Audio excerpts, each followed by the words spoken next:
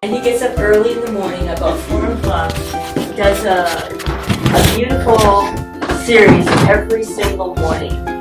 So it's called Mongoose Max, spelled kind of unusual way. So get on his, what do you call that? Get on the YouTube and give him a thumbs up. If you see a thumbs up, the first one is from Keith himself, and the second one is from me. Right, let's welcome Keith. Thank you, Elani. Awesome endorsement. Yeah, first one's thumbs up. I'm editing, going like. Okay, good morning. We're gonna do something scary. It's called Table Topics. Yay, Table Topics, where everyone's like, don't pick me, or should I volunteer? I have 5 scary questions. No, I have 4. I have 4 questions. That's not scary. And so you have 2 minutes to just extemporize and make something up, a little mini speech for about 2 minutes. And I don't know your answer, and you don't know my question. How's that? Fear of the unknown. So I have 4 questions, and you'll just pick a number. We'll do it random style. Any volunteers? Nate volunteers. Sure, yeah. We'll get to you guys. I saw the hands.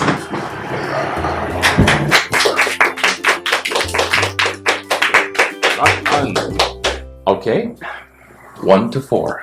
Oh boy, 3. 3. Mm-hmm. Uh-oh. No, it's not supposed to be all. Yay! Yay! Yeah. Number 3. I'm just making up. Okay. Do you perceive that the talking board or Ouija board is spiritually dangerous or not? Why? How? Why? That's right up my alley. Okay. What do you think about that stuff? Beware, of course, of anything spiritual. Like, you want to make sure that you've got good mojo, good emotions. Ask strictly for what you want in terms of energy-wise, like, positive. If you're into the negative, then you know what you're gonna get, right? But other than that, a little salt over the right shoulder doesn't hurt a bit. Maybe a circle, like a salt circle. But, that's if you feel a little wooey and there's a graveyard outside or something. So, you never know who's going to come by when you're doing Ouija boards. And my favorite guy Houdini. Houdini was he wanted to know if the afterlife was for real, right? Because he wanted to talk to his mother or somebody that was close to him.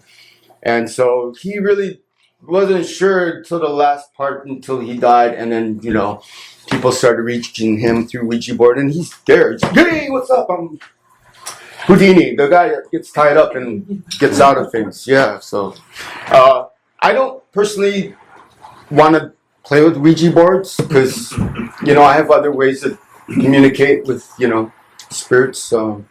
But other than that, good luck. Yeah. So, that's it. Thank you, Nate. Awesome.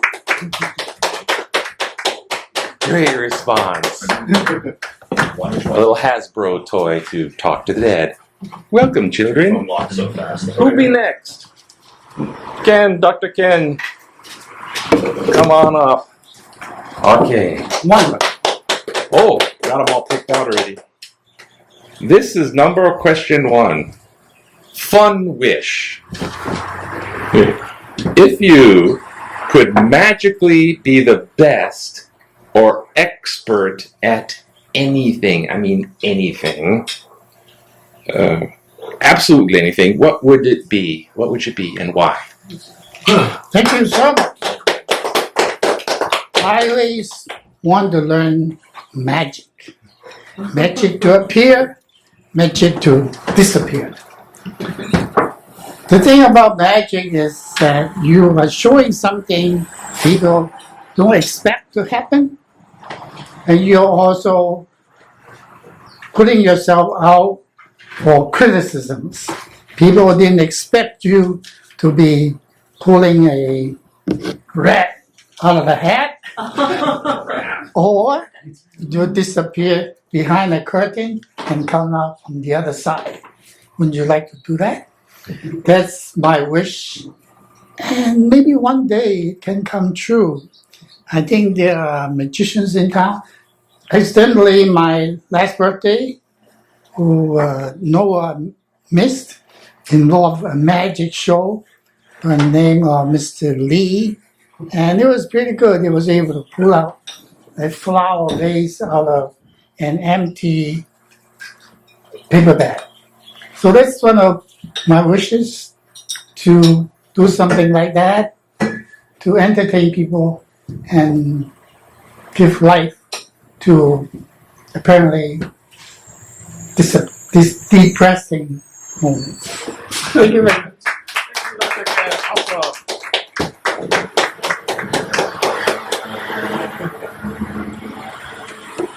I saw that magic show. I got it up on the YouTube. The paper bag was pretty good. He's like showing an empty paper bag, and then he's like pulling out this fake flower lei. It's like a feather boa that's like pulling it out like it's like a 20, 60-foot long thing, and then put it on his assistant. Anyhow, okay. Who's next with the table topics? Noah, come on up. Yeah, brave volunteer. Okay. Group number two, still available? 2 or 4. 2. Okay, 2. Okay. Halloween nowadays, kids. Do you see anything spiritual, traditional, cultural, or ancestral in it? Hey, where did it? Or is it all just candy and commercialism? What's your thoughts? When I think of Halloween, I think of high fructose corn syrup, just like pouring right into my mouth, just like coursing through my veins. Grab another handful of candy corn. I remember trick-or-treating with my sister when we were little, and we would go trick-or-treat in this was in a suburb of Los Angeles, near Pasadena, if anyone knows the area. And we would have our pillowcases maybe like half full after a night of trick-or-treating. And we'd get home and just throw it out on the living room floor and organize our candy. And then we would compare and see who has more high fructose corn syrup, hydrogenated oils, salt, and LDL cholesterol. And we would bargain and fight for it to obtain our bounty of our favorites. So there's a lot of that.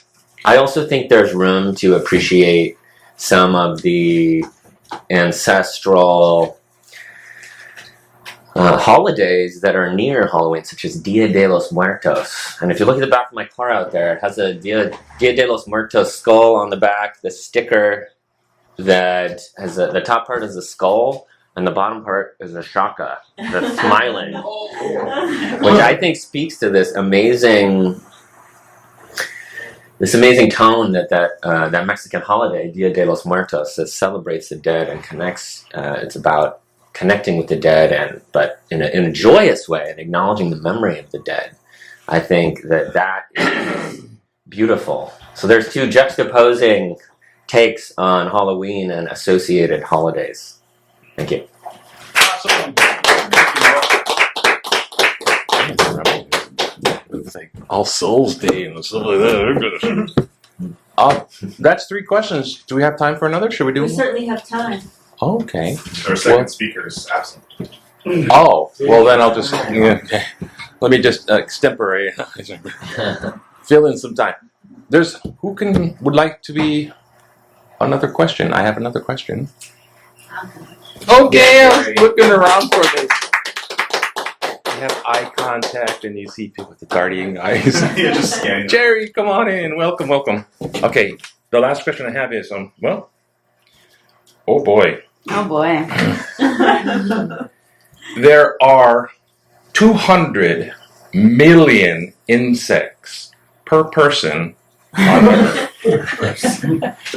And half of the people ever born Oh man. were killed by insects. What?